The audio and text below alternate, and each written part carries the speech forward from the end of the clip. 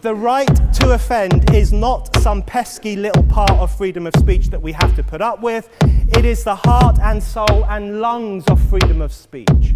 It is the coursing lifeblood of human progress. It is the instigator of liberty and modernity and science and understanding.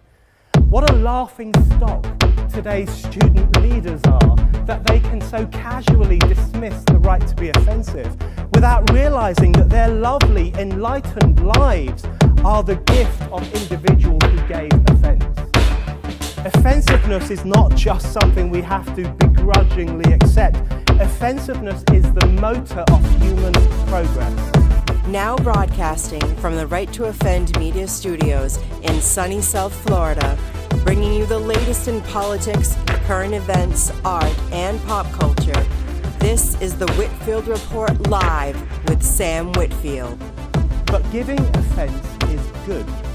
In fact, it's essential.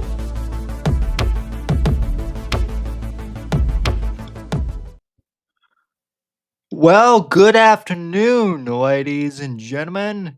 Good to be back here on YouTube for the Whitfield Report. And I hope you're doing well today. I am mostly doing well. I am absolutely thrilled that the official Whitfield Report YouTube channel is back. Glad to be back. And yeah, things are terrific. A lot has changed. A lot has changed since the last time I,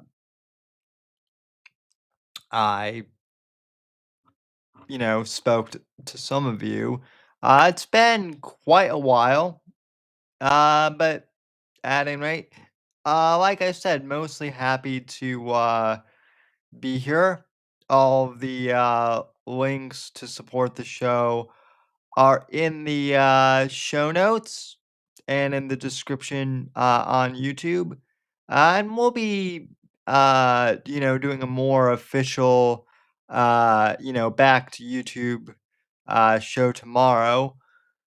But I just kind of wanted to do a quick, you know, stream here, mainly to, do one of two things.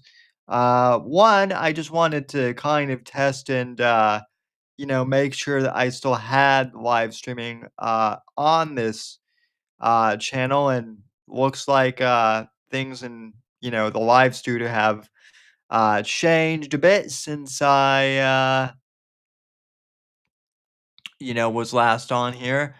But then I also wanted to address something, and we'll go into depth a little, more on tomorrow evening's show. But I kind of just wanted to do, like I said, an impromptu, uh, stream, uh, kind of about the whole well, not just Nick Fuentes and not just Candace Owens, but this whole thing of this kind of whole power vacuum that has essentially sprung up in the wake of Charlie Kirk's death, which for those who don't know, for those who haven't been here, uh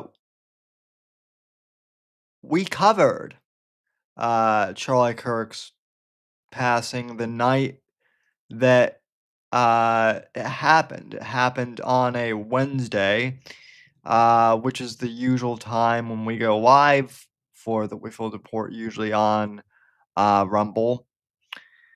And Max Morthis and I, my other two co-hosts for the Wednesday show, we reacted to it in real time.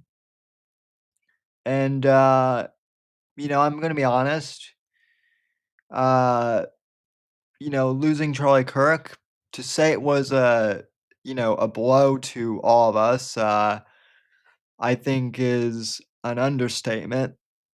But also, on a more personal level, like, I didn't know Charlie Kirk all that well, but I met him via Skype, really before the show, took off. Um, really, I met him back in 2013, right after I had interviewed, Ben Shapiro, uh, or close to it. Um, and at the time, he was still an unknown, um, he was still kind of an unknown figure. He was just a normal, guy, like I was at the time. And, he had initially offered me to, join Turning Point into, uh he wanted me to be a chapter leader. I was still living in Denver at the time. I had just graduated, high school, in Colorado, and, I had already made the decision that, uh, I was coming down to Florida. I hadn't really told anyone yet, and he was one of the first people I told. He wanted me in Colorado, but I told him, I'm moving to Florida. Um, so and then, as I've said before, once I started college, like around 2015-ish, I just got really busy kind of, going full bore at that, and I didn't really have time to, start a Turning Point chapter, until about, like, 2, almost 3 years into college, and, by the time I was ready, like, a friend of mine, he was already planning on, like, starting a Young Americans, for Liberty chapter at the school, which is very similar to, Turning Point, so we kinda went with them, and, we had a good time, and, but suffice it to say, although I had some disagreements with, Charlie Kirk in the past, it was more like managerial things and kind of like how I thought that Turning Point could do, better. But overall, you know, the Whitfield Report and Right to Offend Media have always supported, Turning Point's mission. And, it really is, like I said, a tragedy that he has, you know, since passed, that he was assassinated, um, and that he's gone. And what's equally as tragic is that now you have the whole, power vacuum thing, mainly of, people like, Nick Fuentes and Candace Owens, who, right, they desperately want, uh, Charlie Kirk's audience. They do. And, neither of them I think are really deserving of it. Let's face facts though, just to be clear, Charlie Kirk is kind of irreplaceable. No one's going to replace him. Uh and I said the same thing when Rush Limbaugh passed. No one is truly ever going to replace Rush. They're both one of a kind. Um but there's been this, power vacuum, uh, or kind of a race to, try and take Charlie Kirk's place, and it's not gonna happen. But, in addition to that, one of the things that has really kind of driven me crazy, particularly with Candace, is literally 24 hours, not even 24 hours after Charlie Kirk's death, she started to, speculate all of these wild, conspiracy theories. And, um, you know, they've ranged from, the Mossad did it, and Israel did it, and even Nick Fuentes, disavowed that and said that that wasn't true. And I suppose that's, kind of the one, uh, you know, half credit I'll give him for anything really. And then, there have also been implications that from both of them that Erica Kirk, Charlie's widow, was somehow involved in all this. That she was somehow secretly plotting to, murder her husband, and that she was somehow in on the conspiracy because she wanted, TP USA for her own.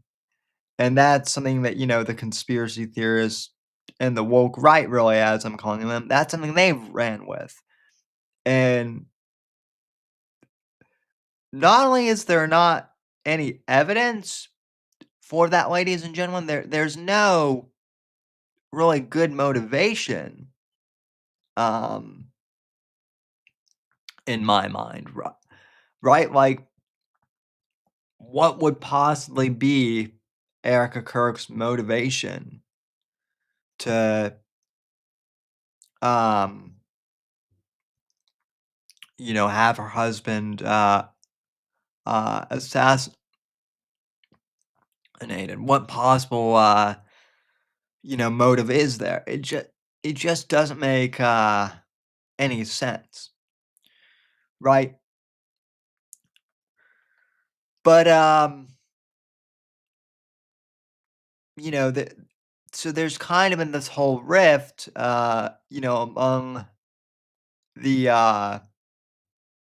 kind of among conservatives since Charlie's passing, and Matt Walsh, in particular, he uh, he made a tweet. Uh, let's see here.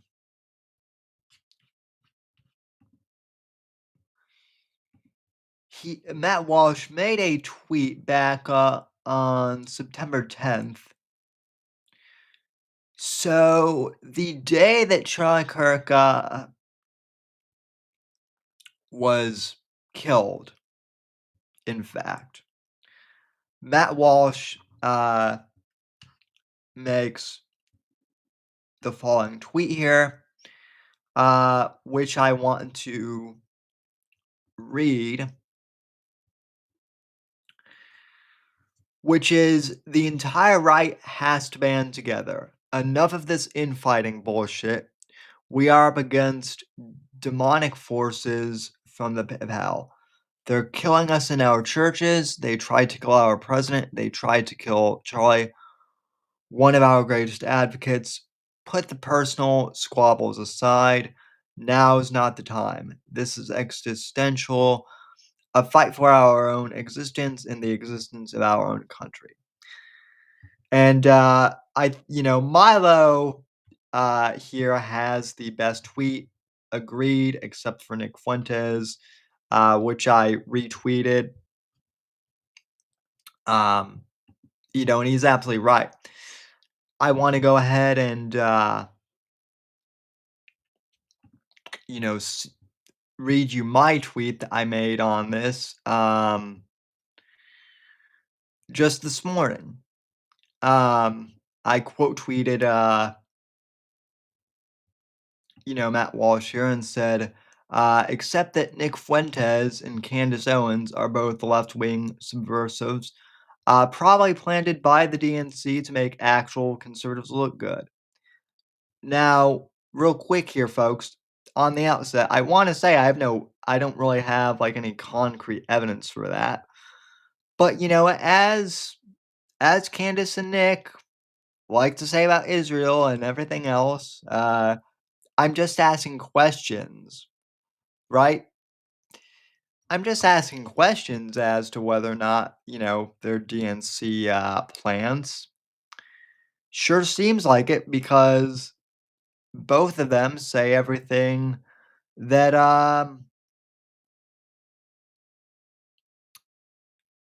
you know,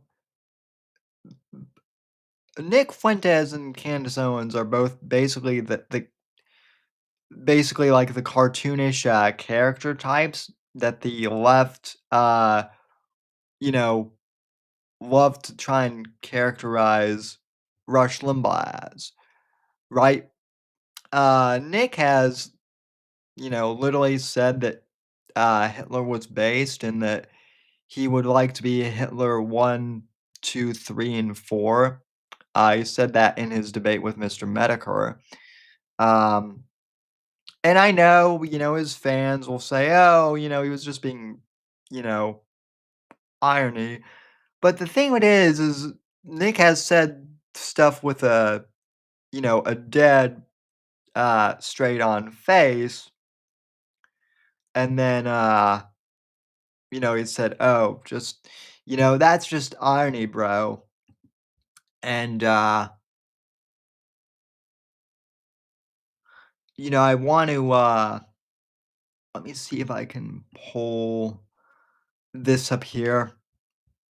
There's another example of, something that he said in the interview with Tucker Carlson yesterday, which I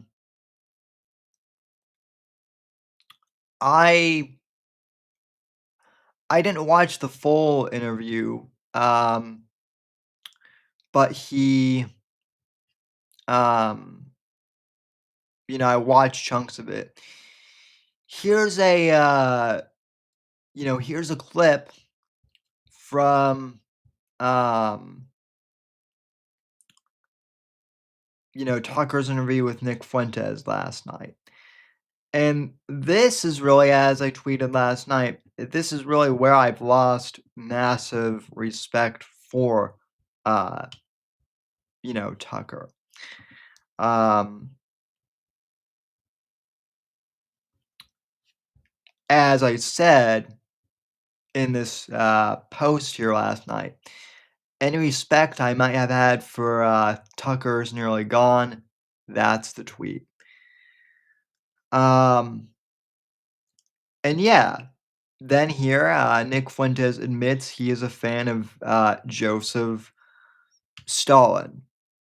And, Tucker gives absolutely no pushback here. None whatsoever. Which is really kind of a bummer. Because I used to like Tucker.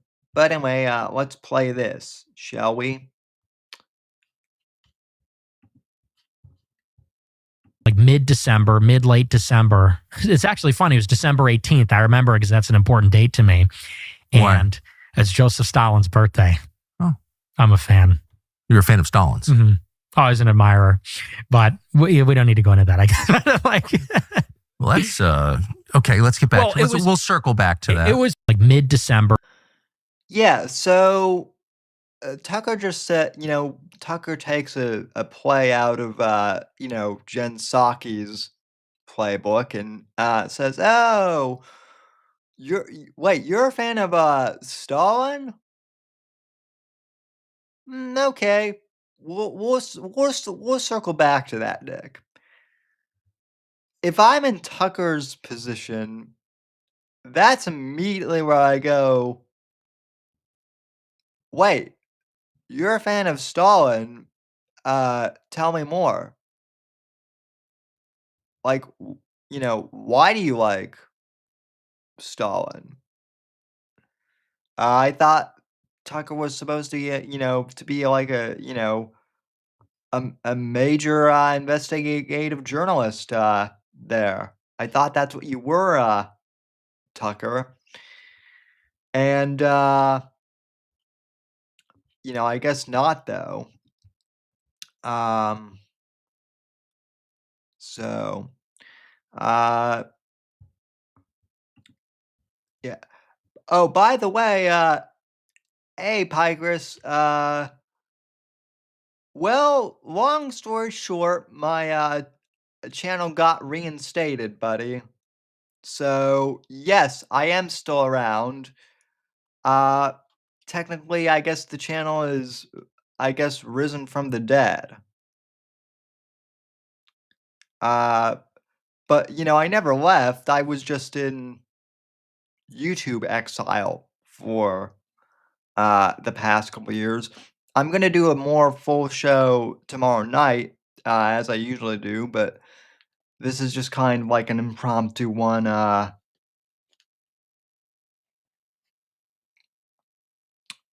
to mainly test the stream out and whatnot. So yeah. Anyway, though, great to see you here, friend. Anyway, though, as I was saying, there are other off moments from this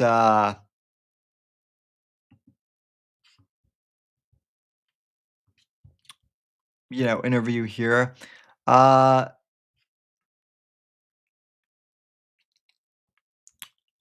see here. Oh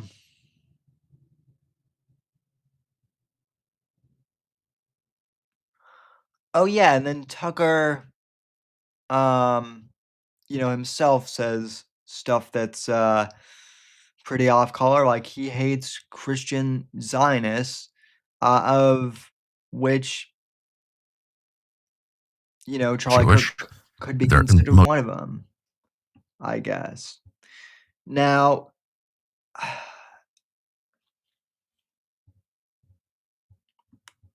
so this wasn't great either. But let's let me get back here. Okay.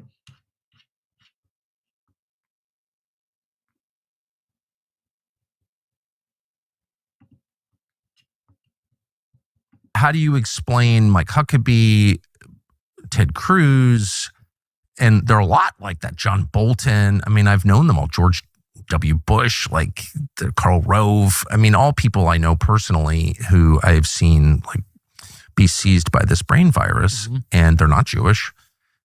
Most of them are self-described Christians, and then the Christian Zionists who are, well, Christian Zionists. Like, what is that? Right. And I can just say for myself, I dislike them more than anybody. Because like what? Because it's Christian heresy, and I'm offended by that as a Christian. That's why. So I don't like. Why not? Like, I'm pissed at the neocons. Very pissed. I've said that a million times. I've been mad since December of 2003 when I went to Iraq.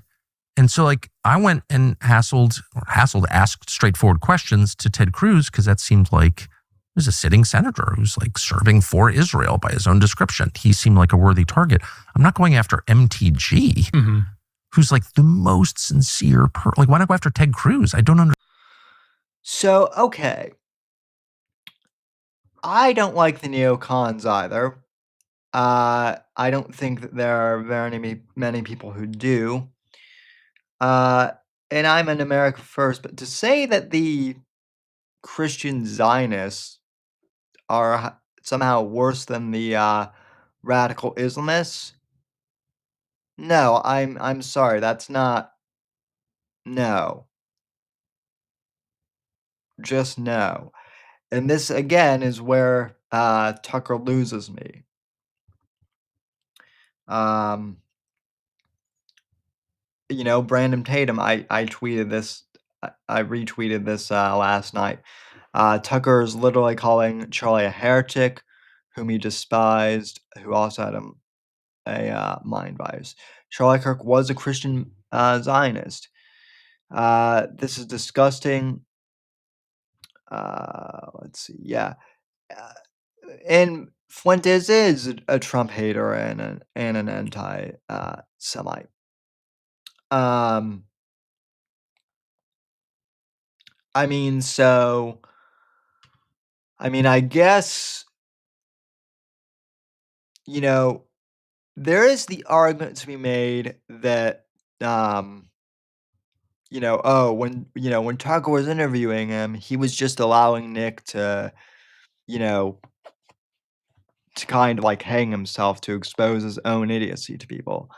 And that's true, but like Tucker kind of did the same thing here too.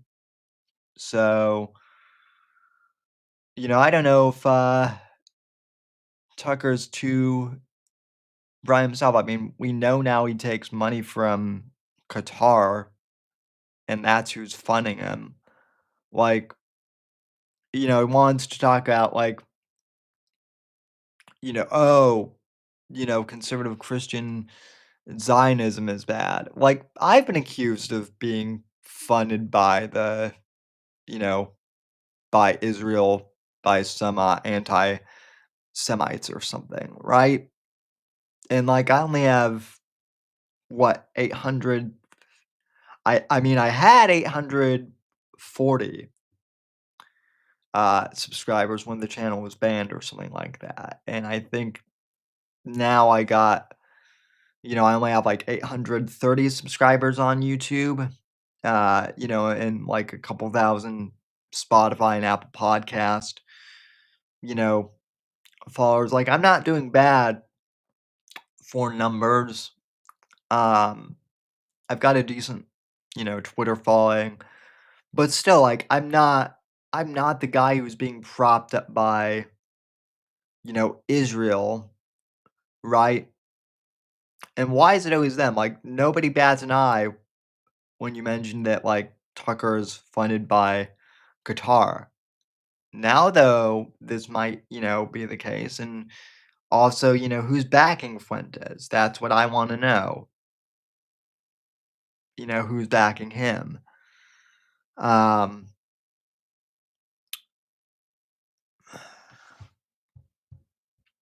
So let's switch here a bit because to Candace Owens, and let me pull this clip up here. By the way, it's good to, see people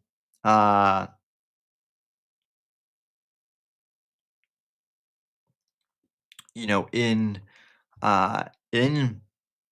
chat again and seeing people tuning in. We have about 25 viewers total across all platforms right now, so that's awesome. And really appreciate you guys coming out. Okay, so going into Candace, she's been, as I said, basically making the Charlie fighting for answers. She's basically, from day one, she's basically made Charlie Kirk's assassination all about her. Like, that's what she's done.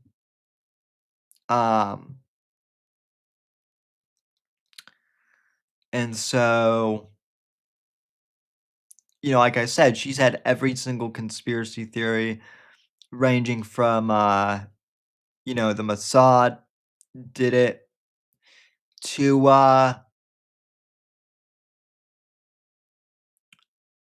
Erica Kirk was somehow behind her husband's murder, which makes no sense.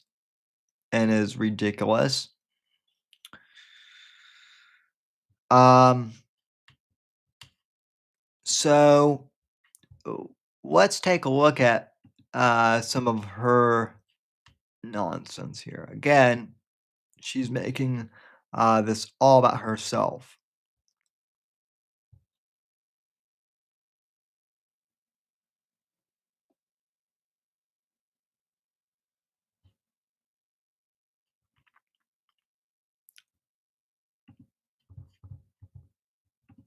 But I was so clearly deluded in the immediate aftermath of his death that I was operating under this function. I mean, I truly believed that I would be fighting for answers to what actually happened on 9/10 alongside Charlie's Inner Circle. I thought the band maybe was going to get back together. We were all going to maybe be on a group chat. Me, Tyler Boyer, Andrew Colvett, Stacey Sheridan, even.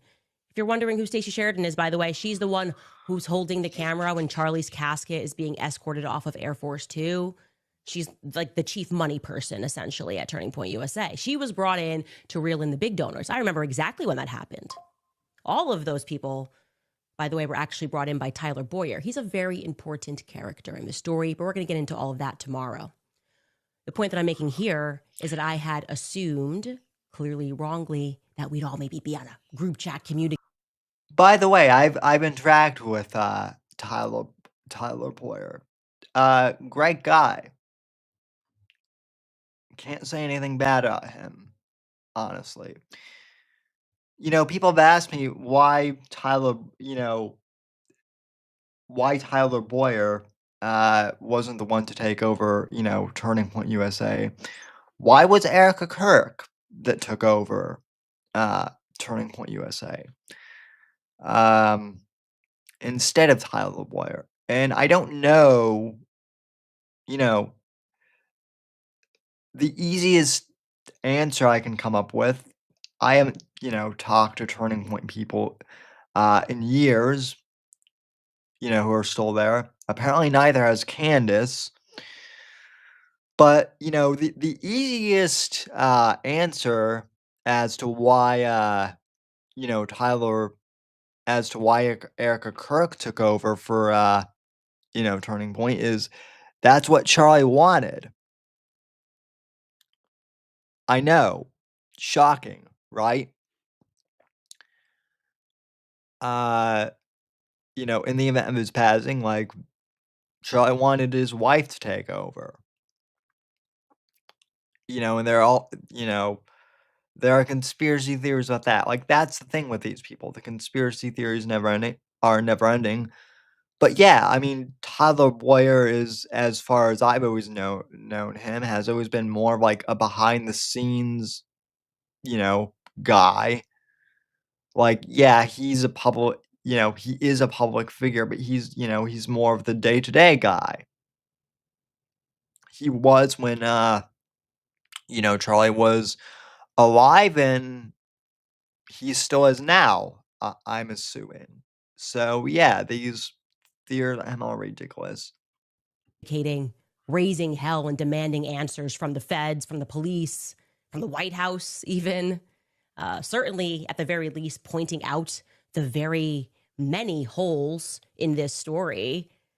And if any one of us, had the audacity or the desire to carry on Charlie Kirk's show, that would be the appropriate venue for asking those sorts of questions. But no, I was wrong.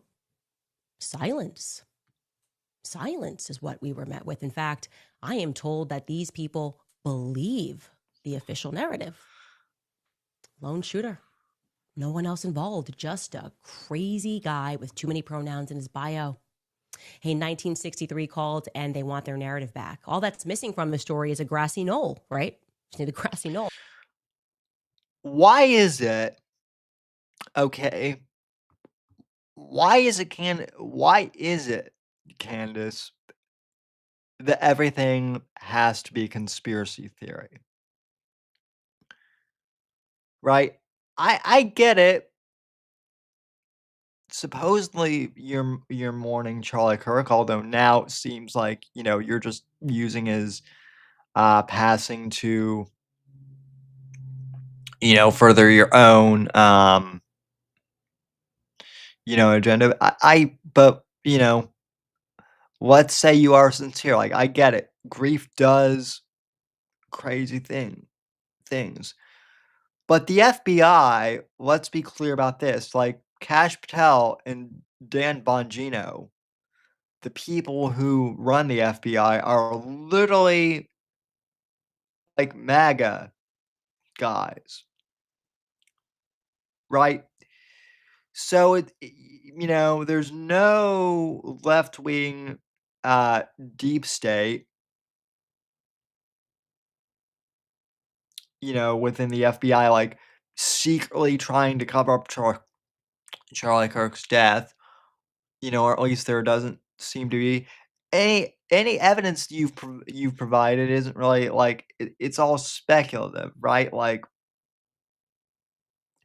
if the FBI was supposedly like in on Charlie's death or whatnot, as you've claimed, before, like, okay, where's the evidence? It just keeps like, yeah. Now I don't know for sure that like that there was one lone shooter, but like, why does it have to be like a deep state, conspiracy? Like we know that Tyler Robinson, the guy who shot, Charlie, was like linked to all these Antifa groups. He was linked to an Antifa, he was like in an Antifa Discord that just came out like yesterday or something. But yeah. Anyways, back at headquarters, I am told it's business as usual. And it's kind of giving me like, I don't know, LBJ when he gets sworn in that famous picture. Unfortunately, sworn in. Unfortunately, of course, he's sad in this photo. Gosh, he's obviously not wanting to be the president of the United States. JFK was shot and killed. And now LBJ has to step up, unfortunately. But I got to be honest, I wasn't there. I don't think LBJ was actually that upset. I don't know why. You weren't there when Charlie Kirk was assassinated either, Candace. So again, like you don't know the full narrative of what happened. Neither of us do, but like the fact that the police and the feds haven't uncovered Antifa ties with this Tyler Tyler Robinson, that's more substantive than whatever you've been going on about. Vibes. The vibes just aren't vibing for me in that picture. Ah, yes, vibes. Yeah, because vibes, that's really evidential. Okay. But maybe he was. Maybe the truth is that LBJ simply, to use an expression, had his wits about him. And JFK had a plan. Like in the event that he had been horrifically assassinated in front of the world, JFK maybe had a succession plan. Now, if these terms I'm using here sound familiar to you, it's because they should sound familiar.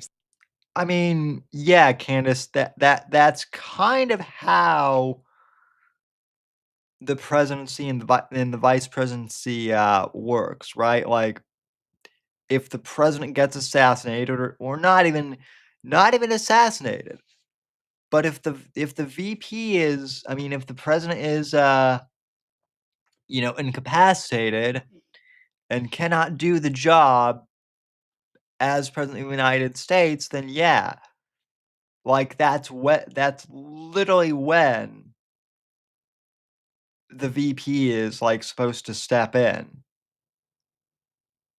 and do the job. Like, come on. The exact terminology that was utilized by Pastor Rob McCoy just 4 days after Charlie was murdered. In front of his congregation, he spoke about Charlie's succession plan that he was somehow privy to. I don't know why, but he knew 4 days later and announced to the world that Charlie indeed had a plan. Take a listen. Everyone's worried about the leadership of TPUSA. Don't. He was wise enough at 31 to put together a plan for succession. It's very clear what they decided, and they're implementing it now. Okay.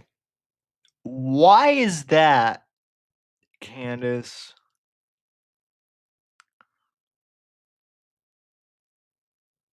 Why is that a red flag? You know, like, as I said on the night of Charlie's assassination, like, yeah, it's unthinkable that, like, out of all the, like, public figures, you know, in the conservative movement, like, Charlie was kind of the last one you would think would be, um, an assassination target, but even so, you know, he probably was, like, prepared, for the very worst, right? And so, yeah, it doesn't surprise me. So, you know, why is this a whole thing with Candace? Amazing. I mean, amazing. So on September 14th, we were made aware of this succession plan. And I find that to be fascinating. The people who didn't even know Charlie all around the world seem to be fighting harder for him, fighting harder for truth. And it is, in fact, thanks to people on the internet like Sam Parker, James Lee. Okay, so you know she's just doing her promotional thing. So, uh, you know, hopefully you guys, you know, kind of get my point. She seems to have like a lot of sour grapes when it comes to this whole thing. And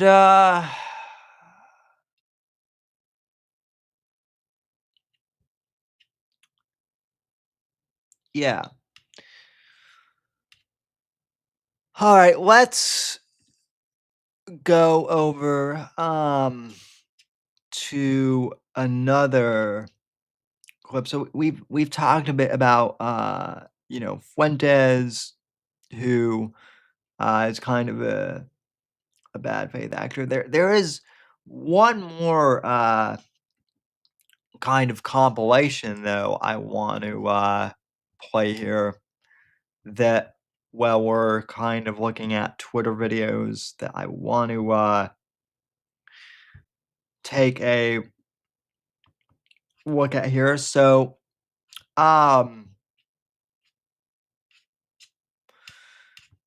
you know, so all of this is to let me just make sure. Uh all of this, folks, is to you know, say that there's clearly been a power vacuum. Um you know, going kind of in within the, you know, the right, so to speak, and the grifters are out in full force ever since you know, Charlie was assassinated. Um which is extremely unfortunate. And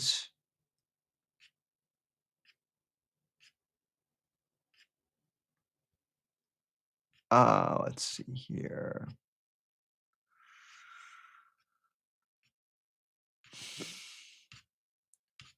I'm scrolling.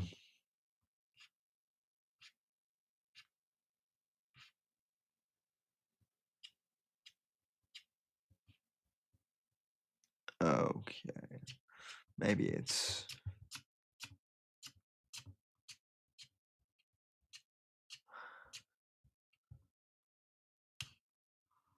My apologies, folks. I thought I had this already like in my bookmarks here, but apparently not so.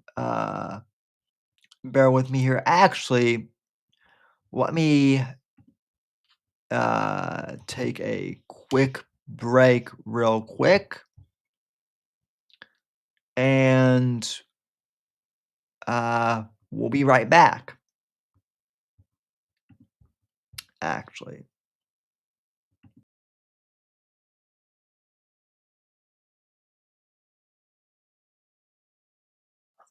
Alrighty, folks, and I apologize for the uh, you know, for the little impromptu timeout there. I just had to find a clip that I thought I had bookmarked, but I hadn't fully yet. Anyway, that's that's one of the things about doing the show live. Uh, unfortunately, sometimes is technical stuff gets in the way. But anyway, we are back to kind of you know summarize what is the woke right. Um, well, it's the folks like Candace Owens and Nick Fuentes who basically play the same victim identity politics as the far left does, but they, you know, s- so they basically do the same thing that the woke left does with the whole victimhood uh, mentality, um, except for the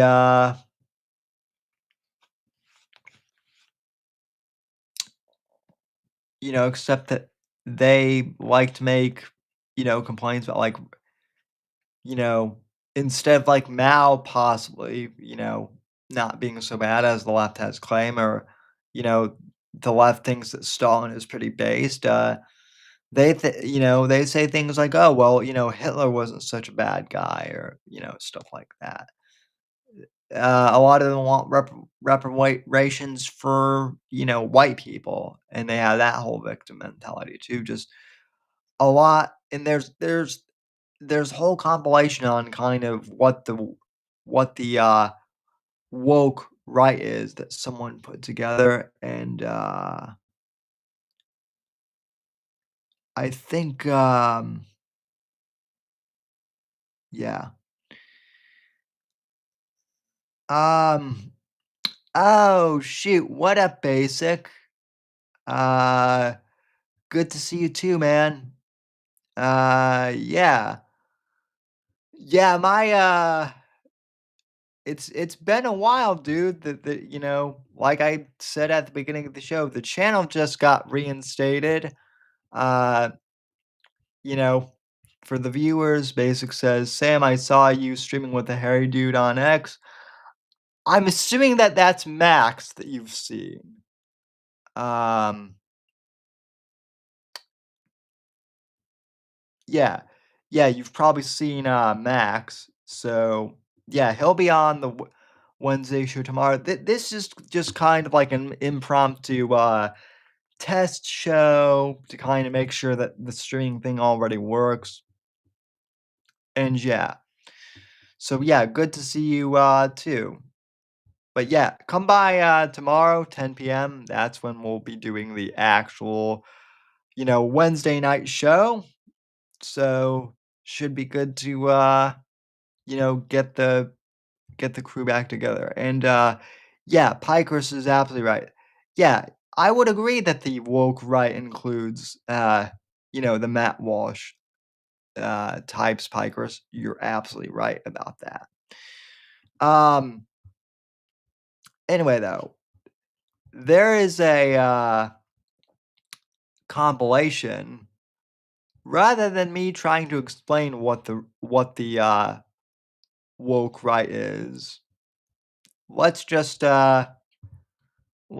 view it for ourselves, shall we? So, Douglas K. Murray tried to warn Joe Rogan about the woke right earlier this year. And when this first came out, I was kind of like, okay, what's going on? Like, there isn't a, woke on the right. And then, it's started to make more sense. So let me cue this up. Okay. So, yeah. I will find something that he did that I wouldn't have done, because if I'd have been running the British Empire in 1939, I'd have known exactly how to do it, and I'd have known how to hold the whole thing together, and I'd have kept Stalin back, and he'd have been great at Yalta.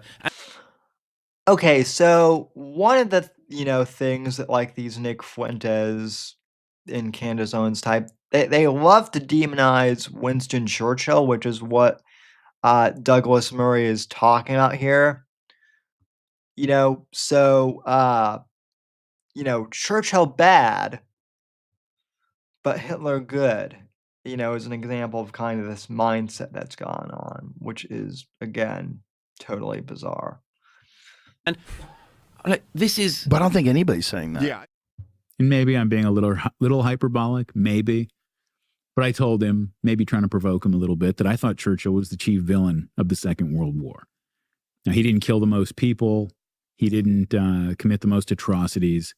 But I believe, and I think when you really get into it and tell the story right and don't leave anything out, you see that he was primarily responsible for that war becoming what it did. He and these other guys are all doing the anti-Churchill stuff now. But he's not doing an anti-Churchill stuff. The circles I float in, it wasn't that crazy of a thing to say. It's like, yeah, we all know Churchill is the villain. I thought that was common knowledge. But you can't say he helped his country. I was in London 2 weeks ago. Like that, they didn't win the war in any meaningful way. Like he wrecked the country. No, but Dave Smith is one of these like edgy ANCAP types too.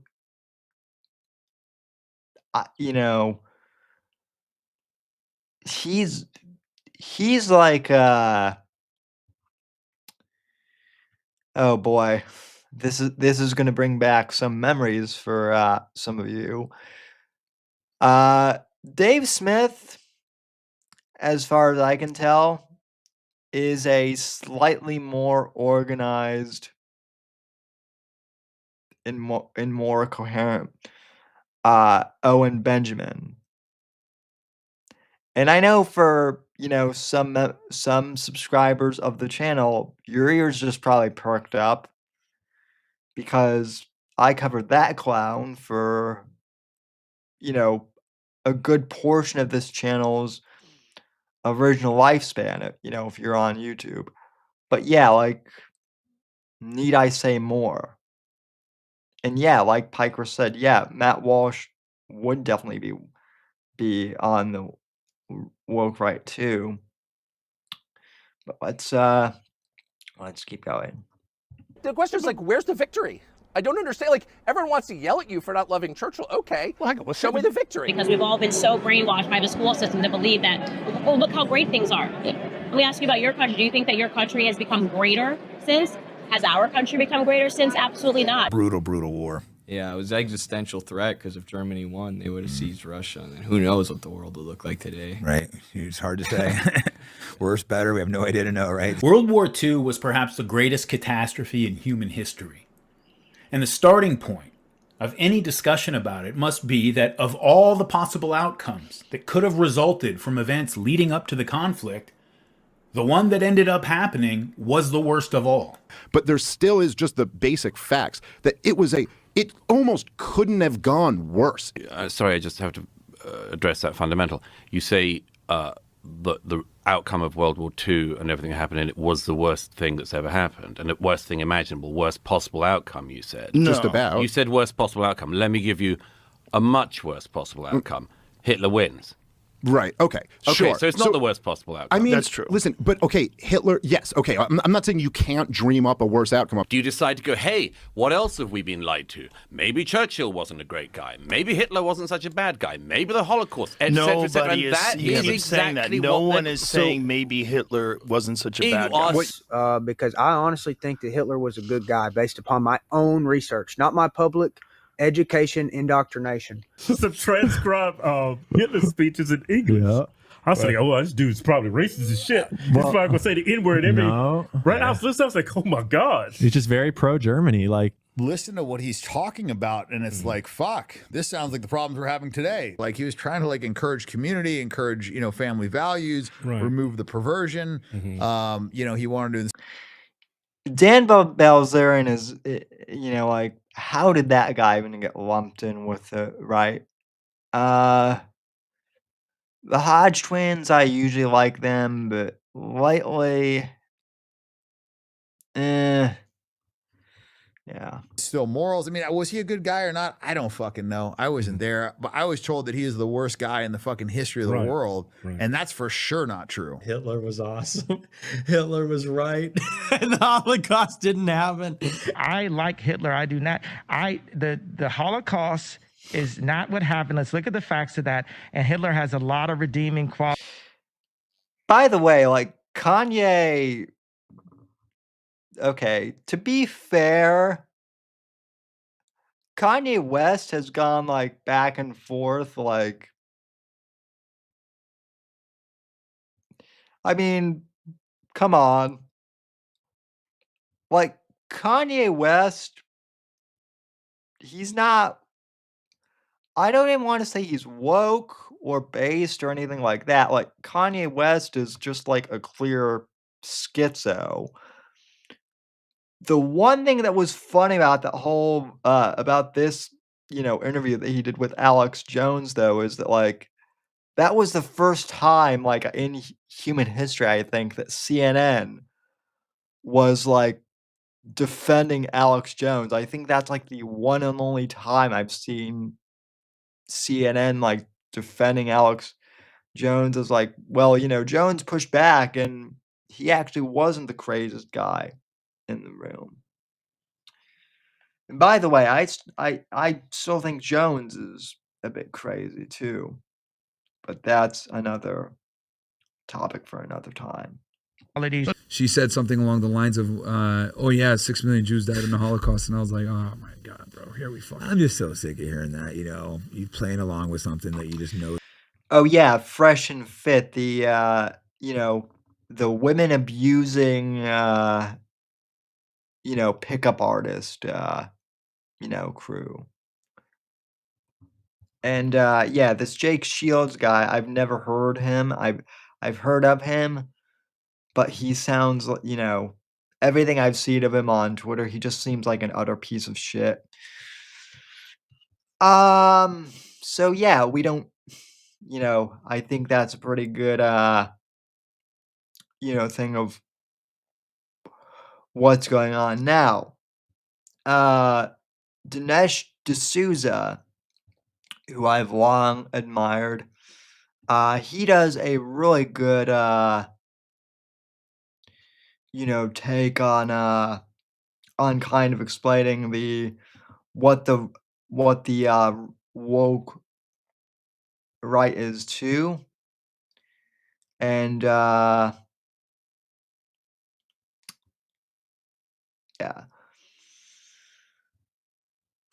We have fallen far from the days of Rush Limbaugh as a conservative voice. And, you know, William F. Buckley, even even Christopher Hitchens, who was on the left, was more aligned with where I'm at than a lot of these people like Fuentes who want to say they're on the, who want to try and claim Charlie Kirk's mantle. It's bizarre. It really honestly is. But anyway, so Dinesh D'Souza, who, I've been a long time fan of, and yeah, I know he got pinched for like campaign finance, but that was because he was investigating Hillary Clinton during the 2016 election. So of course they were, of course they were going to frame him for something. I'm honestly surprised he's still alive and that he didn't go whack. But I've always liked Dinesh.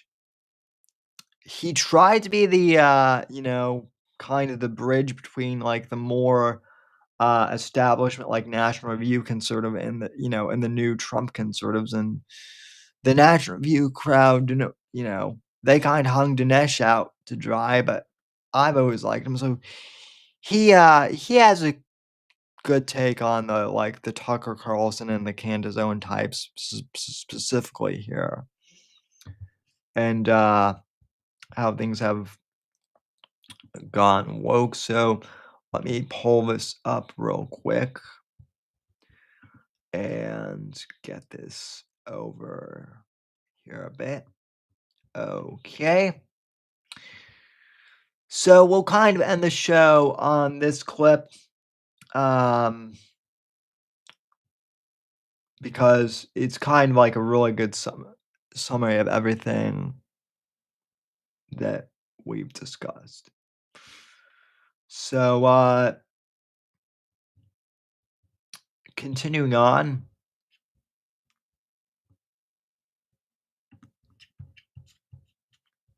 And it was obviously, it was a horrific moment for this country and for America.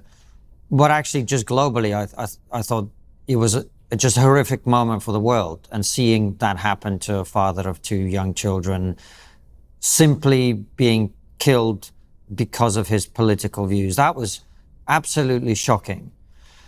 And because of how shocking it was, there was a naive part of me that thought that this might be a reset opportunity for everybody. And I thought maybe the left will go, oh no, we can't, there are some Nazis and they have to be called out, but we can't call center-right people Nazis. We can't throw around labels like fascist, because I've said it on this show a number of times. We said it on Joe Rogan yesterday. If you keep calling someone, if I thought the Nazis were here to invade, I'd pick up a rifle and go to the front line. So when you call someone a Nazi, you are literally putting a target on their back.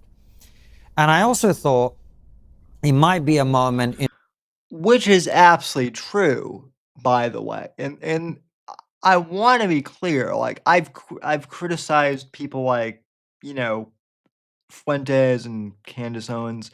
I've criticized them a lot on this show and particularly in this episode. I want to be clear though, too. One of the things that I've gotten accused of is, oh, you criticize the right, far too much, and you don't criticize the left enough, or people think I criticize the left too much when I do that. So there's no pleasing people, and I do have kind of a thing on kind of my whole morality when it comes to this, but I'll save that for the end of the show. in which the right might reconnect around its core values and core ideas and go, we need to get together and challenge all of this. Well, what's happened is the exact opposite. The left is doubling down on all this stuff.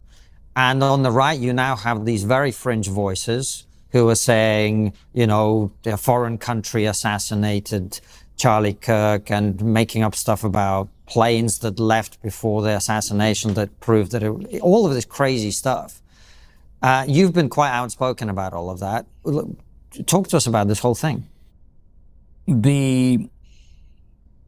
Yeah, I think that look how strange it is. You had a militarization around Antifa, which became publicly evident over the George Floyd riots. That's the Antifa element. There's the BLM element, which has somewhat subsided. But what has taken its place is these violent trans rings. I'm not talking about people who are trans. I'm talking about people who think that the society is out to get them. And so they go to training camps and they talk about doing martial arts or shooting people or fighting with weapons. Now, again, I don't think there's a lot of reasoning to be done with those people. If you look at the Portland rioters, if you look at these Antifa militants, and if you look at these trans terrorists, it's really important to sort of get to the bottom of it, excavate exactly what happened. So there was some reports after Charlie Kirk's assassination that there was prior knowledge of what was going to happen, that there were people in chats talking about, hey, something really big is going to happen. Not just big happen, it's going to happen to Charlie Kirk tomorrow at so-and-so location. Well, I mean, this would suggest, if not a conspiracy, at least prior knowledge. People who knew that he was going to be shot. Just when the FBI, the authorities are sort of moving to crack down on all this, along from the right comes Candace Owens with this sort of idea that, hey, let's take a look at these photos. I see a pipe. I wonder if a Mossad agent might have crawled through the pipe.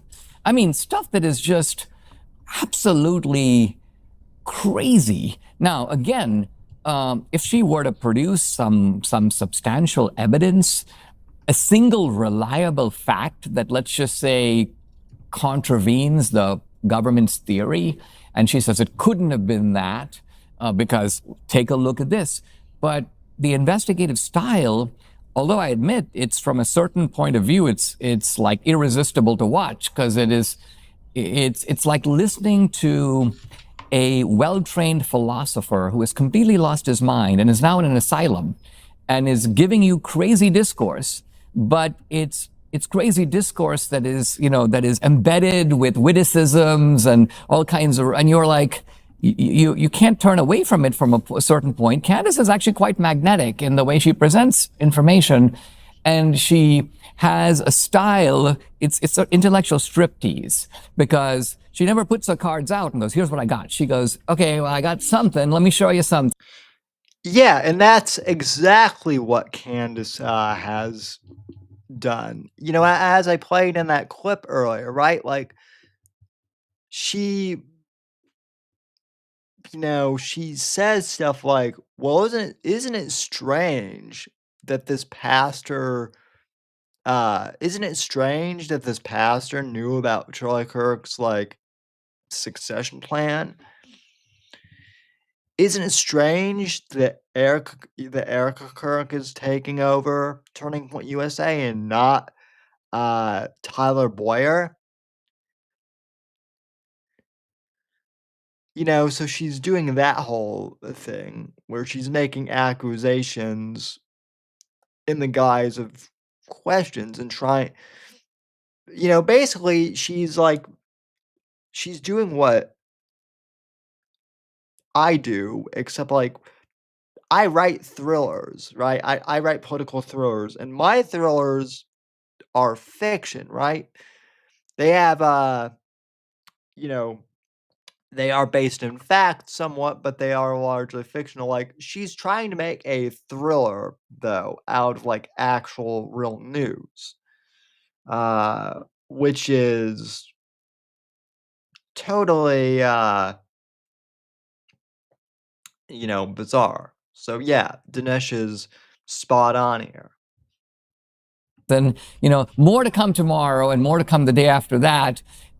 It's a little deranged, but it is, there's something magnetic about it, right? But look at the political effect and how pernicious it is. It's taking attention away from the actual, not just the bad guy, but these ideological bad actors that are embedded in our society. And it's basically telling everybody, look over here, it's the Jews, or it's Israel, or it's Mossad. Now, you'd have to ask yourself, well, why would someone do that? Right? Or to look more broadly, to take the phenomenon now, go beyond Candace and take the larger phenomenon. You've got a strange but pernicious alliance between the cultural left in the West and radical Islam. I actually wrote about this in a book that I published around 2006. It was called The Enemy at Home. I was reacting to Samuel Huntington's idea that there's a clash of civilizations between us, the West, and them, meaning the House of Islam. And my argument was, not exactly. There's a division inside the West, and there's also a division inside of Islam. And I said, not only that, but the cultural left is going to become strange bedfellows with the radical Muslims. This seems fantastic because the two groups have utterly different end goals, and they cannot inhabit each other's world. And not only that, but if they were in full control, they would come to blows. But they are united against a common enemy. And who is the common enemy? Well, it's the Jews and Israel on the one hand, and it's America and the principles of the West on the other.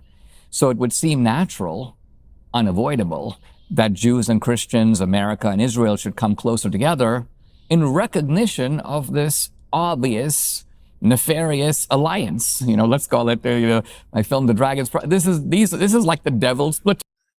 And so, yeah, that's pretty much always why I've been like pro-Israel and why a lot of people are pro-Israel. It's not necessarily that I'm Israel first, like so many of Fuentes's, ilk like to say, but I recognize that radical Islam is a problem. And it's not just a problem for Israel, but it is a problem for, America too, right? Like the radical Islamists, they love to say that, America's the great Satan and that, Israel is the little Satan. And so our alliance with Israel in that sense is mutual. Now, as I've said before, and I haven't been on YouTube since the whole since the October 7th thing happened, since before then even. I will grant folks out there that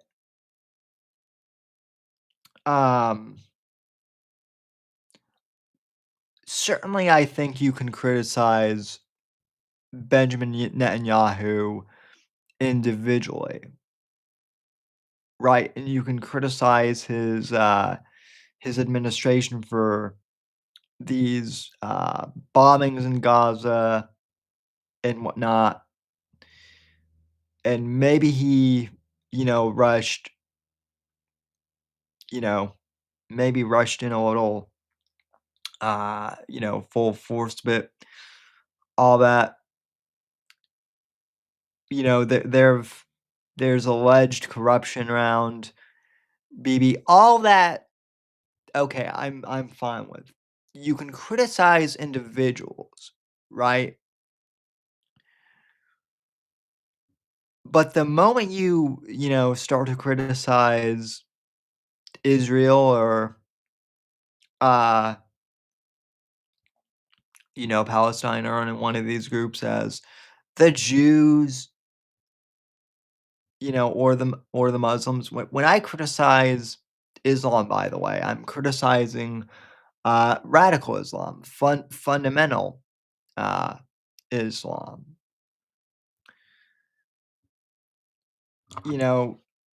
I try not to, blankly, paint groups with broad brushes. That's not what we do here in America. That's not what we should aspire to be. But I do think you can criticize individual groups. And yeah, like I said, I think Dinesh is spot on with his explanation of why we need to get along with Israel. here. Tunes. All right. Well, the good people need to come together.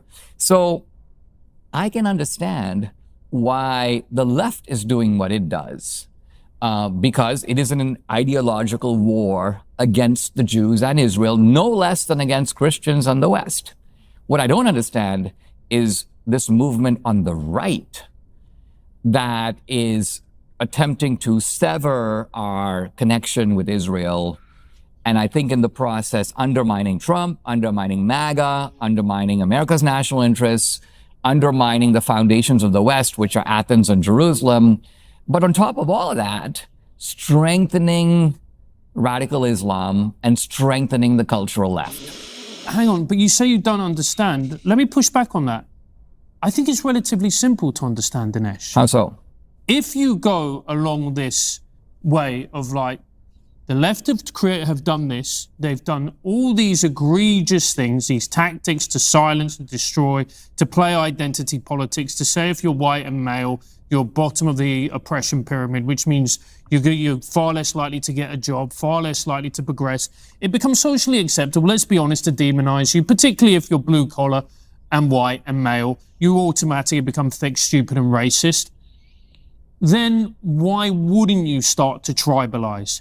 Why wouldn't you become conspiratorial? Why wouldn't you go out and attack the people that you think have done you wrong?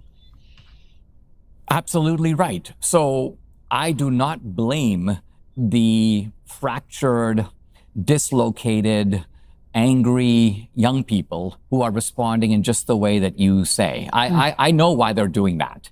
But I do blame the Pied Pipers who are leading them to the precipice, who should know better, right? Let me try a few other theories on you, because I don't think the explanation Francis gives is fully here, because what it doesn't really explain is why there are certain people now absolutely obsessed with the Jews. Why are they obsessed with Israel? Because it's not Israel or the Jews that... And this is a, this conversation, I'll have to dig into this full trigonometry podcast. I haven't seen the whole episode. I've just seen this clip, but I do think it's a very interesting explanation of kind of what's gone on. So... caused the cultural disintegration that you're talking about. They didn't take over college campuses 40 years ago and introduce all this anti-Western crap. I think there's a few things going on that I think are contributing as well. One of them is, I wrote an article when Tucker Carlson went to Russia and interviewed President Putin, which was called Tucker Carlson and the Woke Right, in which I basically said that there is these sections on the right that have become very focused on victimhood and are replicating some of the things we saw on the left in doing so. And when you're focused on victimhood, you have to find someone who's victimizing you. And at that point... Exactly. So that's pretty much what the woke right is. He just defined it pretty clearly. Jews and Israel were not the thing. And I said, for now, the label is globalists, and those sections of the right keep talking about globalists, but a globalist isn't something that you can visualize. No one has, like, when I say globalist, a picture of a person doesn't come into your head. So they were looking for somebody to be the scapegoat, the explanation that explains everything, like the left's explanation of, well, everything is because of white supremacy. Everything is because of institutional racism. Everything is because of straight white men. Saying that's one thing. The other thing is, once President Trump gets elected for a second term, in the overwhelming fashion in which that happens, what does the media do, whose entire, new media in particular, whose entire identity became, it was the anti-woke coalition, of which trigonometry was 100% a part of. But once that collapses, we don't really talk about wokeness very much anymore on the show, because it's kind of, I think it's overstating the case to say it's over, but it's not the live issue right now, right? We don't talk about trans issues, which we used to talk about, because it's not the live issue right now. So if you are in a right of center media person or channel or organization, you can either keep beating, you know that meme of stop, he's already dead, right? That's not going to get you any views, because beating up on the Democrats, I mean, don't even know where they are anymore, right? So you have to go, the incentive structure is to go in a more conspiratorial, out there direction. Those are my two other bits that I'd put to you. Yeah, I have a bunch of little things to add to that. So the first one is that in the Reagan era, in conservatism, there was a certain, I would call it the intellectual guardians of the tribe. People like William F. Buckley, Reagan to a certain degree, but there were others, Irving Kristol. And the idea here was that if you came in with like the poison of anti-Semitism, blatant racism, criticism of affirmative action, yes. Calling blacks monkeys, no. So if you did that, you were basically asked to leave the room. And you were abolished from you wouldn't be invited to conservative conferences. You certainly wouldn't be a speaker. It would basically be the end of you as a public figure. So that's gone. And it's gone, why? Partly because we don't have a conservative intellectual class that performs that task. And why don't we have? Well, you have me and you have Max Sands. But yeah, I mean, Rush is no longer around. Charlie Kirk was kind of that part of the intellectual class. We're far and few in between. I don't go super viral on YouTube or on like an Eclipse. Why? Because I consistently criticize both sides, and I always have. That, well, partly because the mainstream of that class went never Trump. And so when I look around for, like, if I were to make a list of, let's say, 30 of my colleagues from the Reagan days, I would say that probably about 25 of them went anti-Trump. And they went to anti-Trump in different places. John Bolton is a little different place than, say, Bill Kristol. But nevertheless, they're by and large excluded from MAGA. And what happened is partly as a result of. And I would say that unfortunately that's also because like Bill Kristol and John Bolton they were more neocons, right? Like I wouldn't even say they were considered intellectuals; they were just straight up neocons. Charlie Kirk was a MAGA intellectual. So was Rush Limbaugh.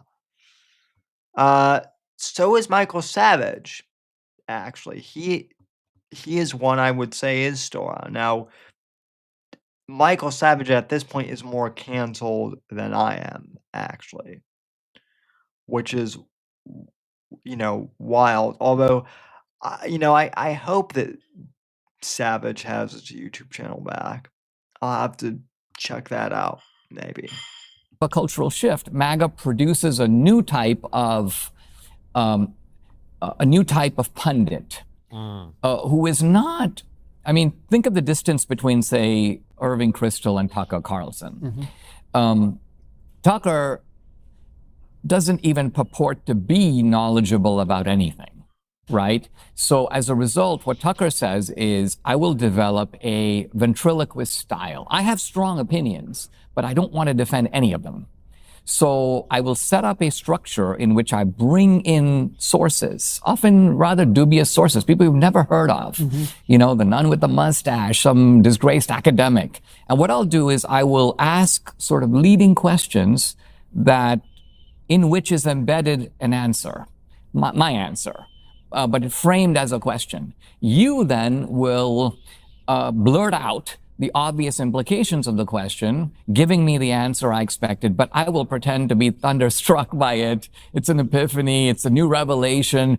People have been suppressing this kind of thinking for decades. So this is a shtick. It's a different shtick than Candace. Candace's shtick is the Candace Intelligence Agency. I'm like the world's greatest detective. I'm the Pink Panther of my time. I'm deputizing all my viewers also to be detectives. Feed me information. We're going to crack the case. So to me, this is like an intellectual embarrassment because all my life I've been an iconoclast. I will take on ideas and I will try to dismantle them, but not in this way. My ideas are things like this. The Dixiecrats all became Republicans. And my strategy of challenging that is I go make an inventory of the 200 Dixiecrats. I put them up on a movie screen and I say, all right, I'm now going to show you through a movement of the mouse which of these 200 Dixiecrats became Republicans. Answer 2. So did the Dixiecrats as a group become Republicans? No. There's the empirical evidence right there on the screen. You can check it out, for yourself. So when I see this almost parody of investigation, parody of scholarship, it's very unnerving. Now, for young people, just as you said, there is a susceptibility to all this, and also there's no easy check on it. Like, for example, right now I'm in these big debates about Christian theology, but I'm debating Christian theology with people who have listened to 2 podcasts, right? I've written 3 books on Christian apologetics. I've thought about this stuff for 30 years, but it's difficult to address people who say things like, Dinesh, open a Bible once in a while. You might learn something. I'm like, are you serious? Yeah. But our culture has had that leveling effect. This guy who's watched 2 podcasts is on an even playing field with me. Now, this would not have been the case in the Reagan years because that guy would not be speaking at a conference at AEI. So there was a filtering structure that is now gone. And look, there are good things about that. Well, that's right. Yeah. I was going to say that.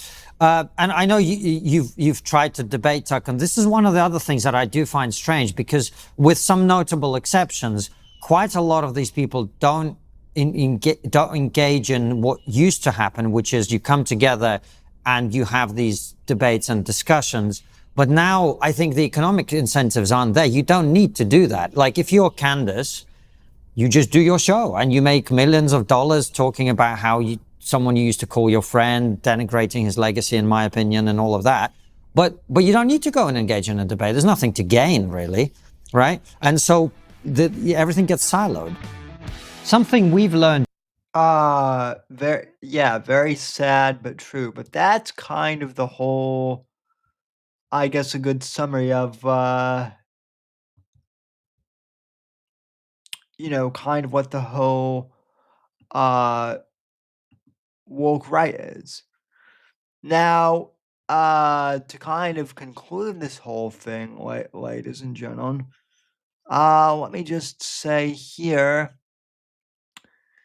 that yes, I do criticize the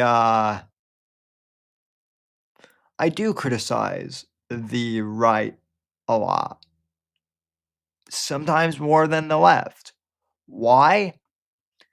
Because I hold our side, the conservative side, to a higher standard than I do the left. I know that the far left is crazy.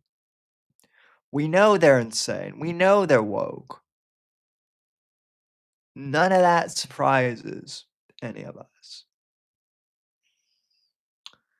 And sadly, it doesn't really surprise me on with the woke right now either. But like I said, I hold us to a higher standard. We should not become the movement of just blaming the Jews for everything. We shouldn't play the same exact victim mentality as the left does. There is something to be said for sure about calling left-wing media bias out and calling out big tech when they're censorious and shadow banning and outright banning people. Absolutely, that should be called out, right? And I'm glad that people have, because up until YouTube was called before Congress, right, my channel was banned. I hadn't had access to this channel in 3 years. So yes, I'm well aware that wokeness on the left has gone too far. And here's the thing. I don't want Fuentes or Candace or Tucker to be censored.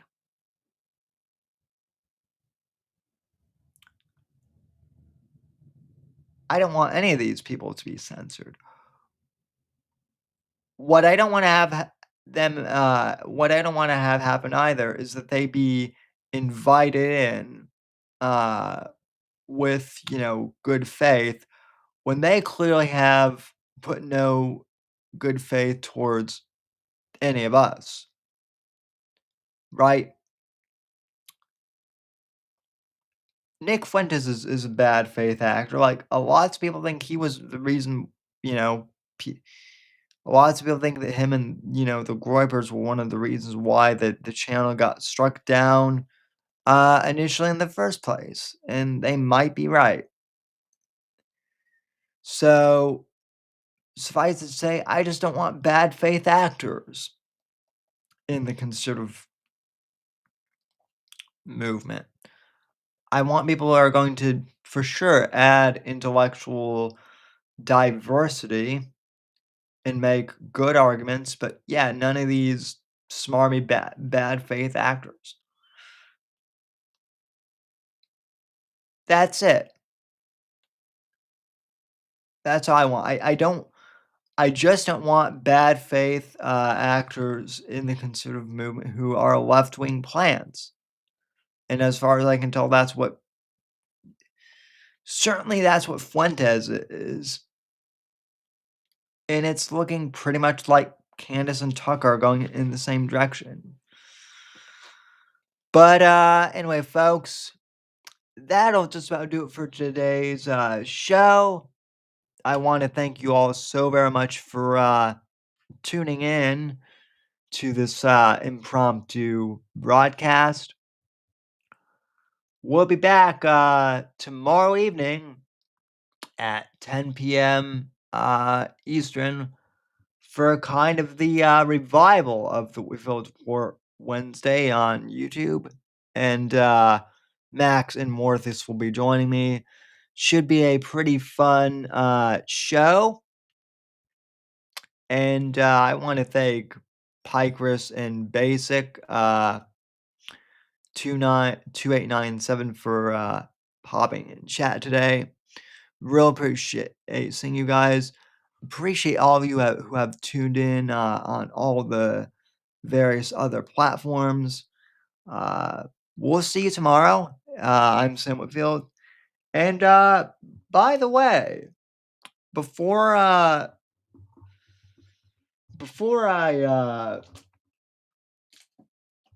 forget, I have books. Now I'm a published author.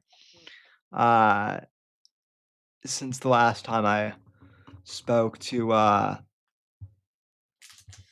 some of you, I have 2 thriller series. One of which is Shadows of Deception. This is the latest book in this series. Sins the Assassin. Available on Amazon. You can find the whole entire series, though. And also, let's see here. Blood Ties Volume 1, which is my mafia and crime thriller anthology series. You can pick this up on Amazon as well. And Volume 2 of Blood Ties will be coming out probably next week, beginning of November. So, yeah, you can go and purchase both these books on Amazon. Really appreciate everyone who does. and just supports the show in general. If you like the show, please like, comment, subscribe, share the show, all that. And yeah, thanks for supporting the show. And like I said, we'll be back tomorrow for the Whitfield Report Live, 10 p.m. Eastern, right here on YouTube, Rumble Video, X, Kick, all those great places. I'm Sam Whitfield, signing off. I'll see you tomorrow evening, folks. Take care. The right to offend is not some pesky little part of freedom of speech that we have to put up with. It is the heart and soul and lungs of freedom of speech. It is the coursing lifeblood of human progress. It is the instigator of liberty and modernity and science and understanding.